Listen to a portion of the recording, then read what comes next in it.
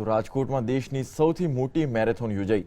હોંગકોંગની marathon પછી એશિયાની બીજા નંબરની અને દેશની સૌથી મોટી દોડ ગણાવાયેલી રાજકોટ મેરેથોનનો સવારે આરંભ થયો। મહાનગરપાલિકા આયોજિત મેરેથોનમાં 65,000થી વધુ સ્પર્ધકોએ નોંધણી કરાવી હતી।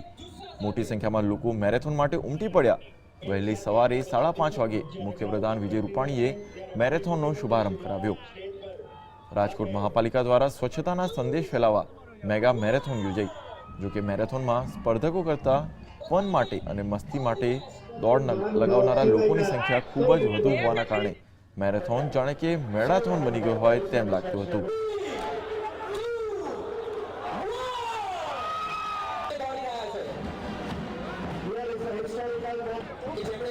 લોકોએ ભાગ લીધો હોય એવી રાજકોટની મેરેથોનમાં લગભગ 65,000થી વધુ વ્યક્તિઓએ સવારના 5 વાગ્યાથી આ મેરેથોનમાં ભાગ લીધો છે, જેમાં સિનિયર સિટીઝન, દિવ્યાંગ લોકો, બાળકો, બહેનો, જાણે આખું રાજકોટ દોડી રહ્યું છે એ રીતની આજે મેરેથોનનું ભવ્ય આયોજન થયું છે। તો મેરેથોનમાં અબાલ સહિત દિવ્યાંગોએ પણ ભાગ લીધો। તો ક્રિકેટર ચેતેશ્વર પૂજારાએ પણ મેરેથોનમાં દોડ લગાવી સૌ કોઈનો ઉત્સાહ વધાર્યો। કેટલાક માર્ગો પર આળસો મૂકીને તેમજ સુશોભન કરીને ચીયરિંગ અપ સ્ટેશનો તૈયાર કરાયા હતા।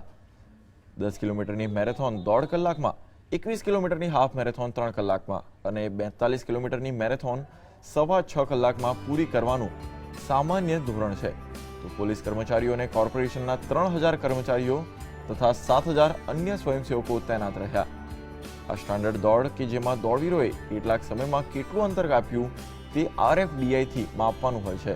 તેમાં આશરે 10,000 સભ્યો છે અને બાકીના 55,000માંથી 54,000 દોડનારા તો માત્ર મોજ માટે જ દોડ્યા અને તેમને પણ ઓનલાઈન સર્ટિફિકેટ મળશે।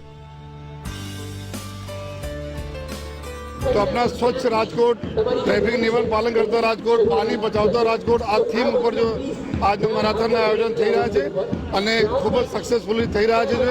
એના માટે બધા મેં રાજકોટિયન્સના ખૂબ ખૂબ શુભેચ્છા આપું છું।